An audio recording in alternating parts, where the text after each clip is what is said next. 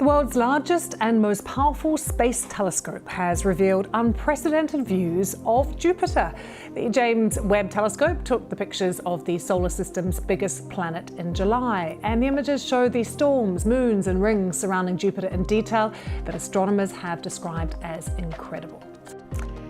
And now to some new pictures that have been released by NASA showing our largest planetary neighbour, Jupiter, in unprecedented detail. They've come from the new Super Space Telescope, the James Webb, and they show moons, rings and storms in what astronomers have called incredible detail. The largest planet in the solar system has always been one of the pivotal points in the stargaze of humans.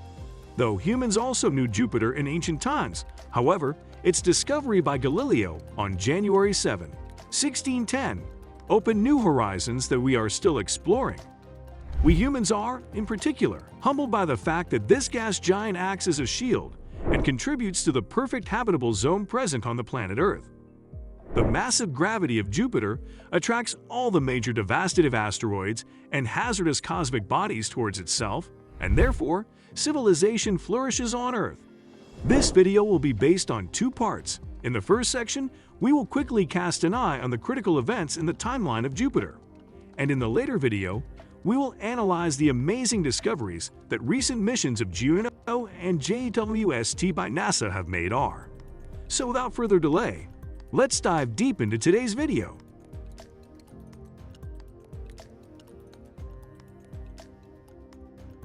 What date can be more iconic than the day humans first gazed at Jupiter for the first time? The planet is so big that we humans have been observing it since ancient times with the naked eye. You might blame atmospheric pollution if you cannot see it in today's world. However, the discovery caused so much irritation among the masses because it proved that Earth is not present at the center of the universe. On January 7, 1610, Galileo Galilei was observing Jupiter, and he found peculiar fixated stars surrounding the planet. It intrigued him deeply, and he focused on the movement of these four stars in the coming time. He discovered that these stars moved with Jupiter and changed their position every night around the planet. It was the time when Galileo had just discovered the movements of the Earth's moon. He soon realized that these were not the stars, but their movements were pretty much the same as Earth's moon. So he concluded that these were the moons of Jupiter. Galileo's discovery debunked the Ptolemaic astronomy system, which assumed Earth as the center of the solar system, with all other celestial bodies revolving around it. By observing four of Jupiter's moons, later named Io, Europa, Ganymede, and Callisto, Galileo provided strong evidence for the Copernican model of the solar system, which places the Sun at the center of the solar system with Earth and the other planets moving around it and smaller celestial bodies like moons revolving around the planets.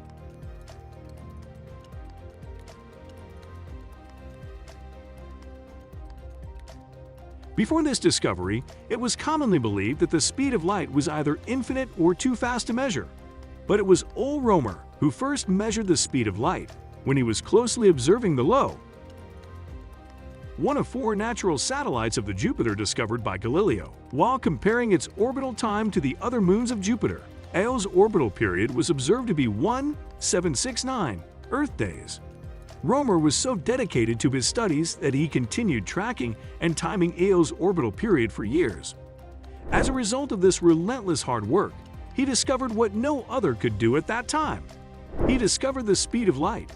Because Romer was observing Io's orbit throughout the year, he was recording data as Earth and Jupiter moved farther apart and closer to each other as they orbited. He discovered a 17-minute delay in a usual clockwork eclipse of Io that occurred when Earth and Jupiter were farther away from each other. Romer knew that Io's orbital period could not change at all, just because of the distance between Earth and Jupiter. So he developed a theory. He thought that it is only possible for the light to take 17 minutes to reach Earth if the distance between planets is changing. But that was not the case, so the other conclusion was undeniable.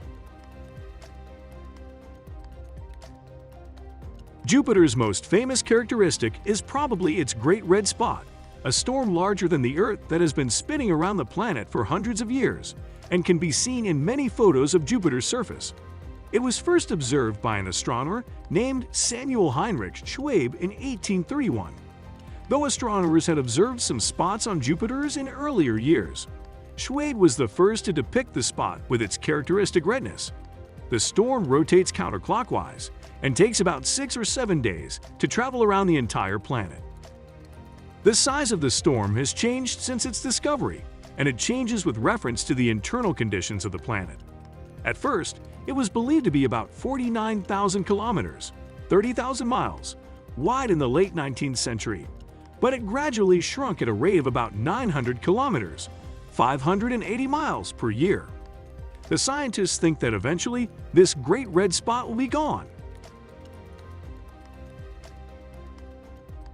The Voyager 1 and 2 spacecraft approached Jupiter in 1979, Voyager 1 on March 5 and Voyager 2 on July 9, and provided astronomers with high-detail photographs of the planet's surface and its satellites. The pictures and other data collected by the 2 Voyager probes offered new insights into the planet's features. The biggest finding was confirmation of Jupiter's ring system, an arrangement of clouds of solid matter that circle the planet. Dust and remains from collisions that occur on Jupiter's moons are the main components of the rings. The moons Adraste and Metis are the sources for the main ring, and the moons Amalthea and Thebe are the sources of the outer part of the rings, which are known as the Gossamer rings. The photographs taken by the Voyager 1 and 2 probes also showed an active volcano on the surface of the Jovian moon Io. On December 7, 1995, the Galileo orbiter, named after the pioneer of physics Galileo, who first debunked the old beliefs and discovered the planet, became the first spacecraft to orbit the gas giant Jupiter successfully. The orbiter and its probe were on a mission to study Jupiter's atmosphere and learn more about its Galilean moons, the first 4 of Jupiter's moons that Galileo discovered. The probe expanded on findings from the Voyager 1 and 2 spacecraft, which had discovered the moon Io's volcanic activity and showed not only that these volcanoes exist, but that their activity is much stronger than the volcanic activity currently seen on Earth. Rather, Io's volcanic activity is similar in strength to that at the beginning of Earth's existence. On August 5, 2011, NASA's JUNO spacecraft embarked on a 5-year journey to Jupiter, our solar system's largest planet. JUNO arrived at Jupiter on July 4, 2016, after a 5-year, 1,740 million-mile journey, and settled into a 53-day polar orbit, stretching from just above Jupiter's cloud tops to the outer reaches of the Jovian magnetosphere. During the Prime mission's 35 orbits of Jupiter, JUNO collected more than 3 terabits of science data and provided dazzling views of Jupiter and its satellites, all processed by citizen scientists with NASA's first-ever camera dedicated to public outreach.